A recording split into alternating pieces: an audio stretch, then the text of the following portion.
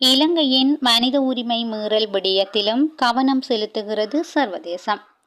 இலங்கையின் அபிவிருத்தி குறித்து கவனம் செலுத்தும் சர்வதேசம் பொறுப்புக்கூறல் மற்றும் மனித உரிமை மீறல் விடயத்திலும் கவனம் செலுத்தி வருகின்றது. அதன் அடிப்படையில் எதிர்வரும் 23ஆம் தேதி ஐக்கிய நாடுகள் மனித உரிமைகள் உயர்ஸ்தானிகர் வோல்கர் டர்க் இலங்கை வருகை தரவுள்ளதாக தெரிவிக்கப்படுகிறது. எதிர்வரும் 26ஆம் தேதி வரை இலங்கையில் தங்கியிருக்கும் அவர் யாழ்ப்பாணம், திருகோணமலை மற்றும் கண்டிக்கு விஜயம் மேற்கொள்ள உள்ளதாகவும் தெரிவிக்கப்பட்டுள்ளது. கொழும்பில் அவர் ஜனாதிபதி அனுரகுமார திசாநாயக்க, பிரதமர் கரணி அமரசூரிய, சில அமைச்சரவை அமைச்சர்கள் மற்றும் சிவில் சமூக குழுக்களை சந்திப்பார் எனவும் எதிர்பார்க்கப்படுகிறது. எதிர்வரும் செப்டம்பர் மாதம் நடைபெறவிருக்கும் ஐக்கிய நாடுகள் மனித உரிமைகள் பேரவை அமர்வுகளுக்கு முன்னர் அவரது இந்த விஜயம் அமைகின்றமை குறிப்பிடத்தக்கது. ஐக்கிய தேசிய கட்சியின் முன்னாள் எம்பி தயா கமகேவின் 3 நிறுவனங்களை பகிரங்க ஏலத்தில் விற்க நடவடிக்கை. ஐக்கிய தேசிய கட்சியின் முன்னாள் நாடாளுமன்ற உறுப்பினர் தயா கமகேவுக்கு சொந்தமானதாக கூறப்படும் 3 நிறுவனங்கள் பகிரங்க ஏலத்தில் விற்பனை செய்யப்படவுள்ளன. இது தொடர்பான உத்தரவை கொழும்பு வணிக மேல் நீதிமன்றம் விடுத்துள்ளது. இதன்படி குறித்த ஏலம் 2025ஆம் ஆண்டு ஜூன் மாதம் 2ஆம் தேதியன்று நடைபெறும் என்று கொழும்பு வணிக மேல் நீதிமன்றத்தின் பதிவாளர் அறிவித்துள்ளார்.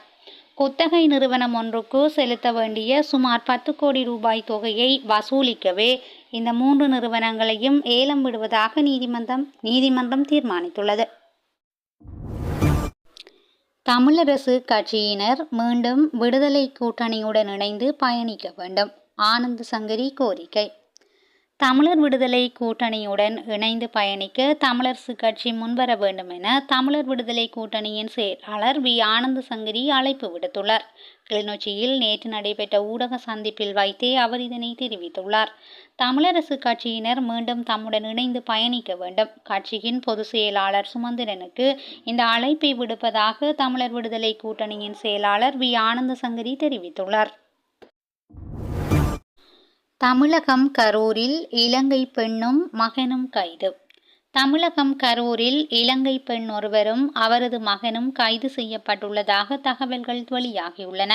பரமக்குடியில் அமைந்துள்ள ஒரு வீட்டில் 52 வயதான குறித்த இலங்கை பெண் பணியாற்றிய நிலையில் அந்த வீட்டின் 92 வயது மூதாட்டியை கொலை செய்துவிட்டு தங்க நகைகளை கொள்ளையிட்டு சென்றதாக முறையிடப்பட்டிருந்தது. இதனை அடுத்து குறித்த நகைகளை அவரது 36 வயதான தமது மகனிடம் ஒப்படைத்திருந்த நிலையில் இருவரும் கைது செய்யப்பட்டுள்ளனர். இதனையடுத்து கொள்ளையிடப்பட்ட தங்க நகைகள் காவல்துறையினரால் மீட்கப்பட்டுள்ளன. யாழ் குடத்தனையில் 2 குழுக்களுக்கிடையே மோதல், 4 காயம். யாழ்ப்பாணம் வடமராட்சி கிழக்கு குடத்தனை மேற்கு பகுதியில் 2 குழுக்களுக்கிடையில் இடம்பெற்ற மோதலில் 4 காயமடைந்துள்ளனர். குறித்த குழுக்களுக்கிடையில் ஏற்பட்ட வாய் தர்க்கமே பின்னர் மோதலாக மாறியதுடன் வாழ்வெட்டு தாக்குதலும் நடைபெற்றுள்ளது. இந்த மோதலில் காயமடைந்த 4 பருத்தித்துறை ஆதார வைத்தியசாலையில் அனுமதிக்கப்பட்டுள்ளனர். சம்பவம் தொடர்பான மேலதிக விசாரணைகளை மருதங்கேணி காவல்துறையினர் முன்னெடுத்து வருகின்றனர்.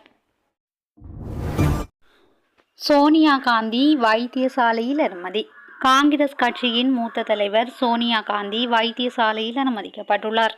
உடல்நலக்குறைவு காரணமாக டெல்லியில் உள்ள வைத்தியசாலை ஒன்றில் அவர் அனுமதிக்கப்பட்டுள்ளதாக இந்திய செய்திகள் தெரிவிக்கின்றன. இஸ்ரேலுக்கும் ஈரானுக்கும் இடையே விரைவில் அமைதி ஏற்படும், ட்ரம்ப் தெரிவிப்பு.